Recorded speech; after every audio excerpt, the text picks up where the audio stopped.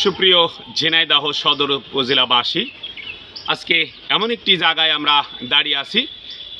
ঝিনাইদহ সদর উপজেলা ৭ নম্বর মহারাজপুর ইউনিয়ন বিষয়খালী। এখানে বেগবতী নদী সংলগ্ন বিষয়খালী বাজার। এখানে একটি মন্দির আছে। এখানে সুন্দর পরিবেশ, যেটা আপনাদেরকে আমরা একটু দেখাতে চাচ্ছি। প্রতি বছরের ন্যায় এখানে কিন্তু আপনার এখানে পুজো এখানে আপনার ডুবানো হয়। এখান থেকে কিন্তু এর আগে অনেক কষ্ট হতো।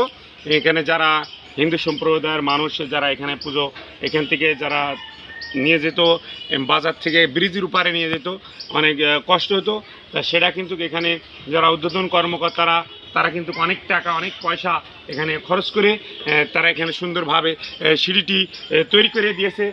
সেটা যদি আপনাদেরকে আমরা একটু দেখে রাখি। এই যে জায়গাটা আসলে এখানে খুবই অপরিষ্কার। যারা ঊর্ধ্বতন কর্মকর্তারা আছেন এই জায়গাটা যেন সুন্দর পরিবেশ থাকে, যেহেতু একটি ধর্মীয় হিন্দু সম্প্রদায়ের ধর্মীয় পূজা, সেটাই ওই যে এখানে আপনাদেরকে আমরা একটু দেখানোর চেষ্টা করছি। এখনও কিন্তু সেখানে বাঁশ আছে, সেই সমস্ত মন্দির পুজোর সেই বাঁশ এগুলো আছে। তো আমি আপনাদেরকে আমরা বলতে চাচ্ছি যে যেহেতু এখানে একটা ধর্মীয় জায়গা, ধর্মীয় প্রতিষ্ঠান, তো এই জায়গাটা যেন ভালো থাকে, পয় পরিষ্কার থাকে। এই জন্যে ঊর্ধ্বতন কর্মকর্তারা এবং এই পুজো মন্দিরের সাথে যারা জড়িত আছেন তারা অবশ্যই আপনারা এই জায়গাটা একটু দেখভাল করবেন, যাতে এই জায়গাটা পরিবেশ পরিস্থিতি।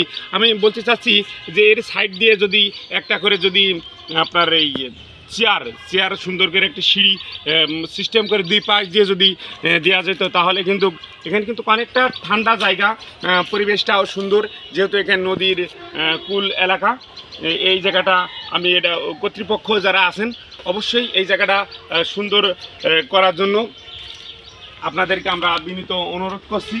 কারণ এখানে একটা ধর্মীয় প্রতিষ্ঠান, ধর্মীয় জায়গা, এই সুন্দর করে যদি এখানে বেঞ্চ সিস্টেম, যেহেতু সিমেন্ট বালি দিয়ে তৈরি করা, তো এখানে কিন্তু প্রায় অনেক মানুষ কিন্তু এখানে চলাফেরা করতে পারবে এবং বসতে পারবে। সেটা আপনাদেরকে আমরা একটু জানিয়ে রাখতে চাচ্ছি।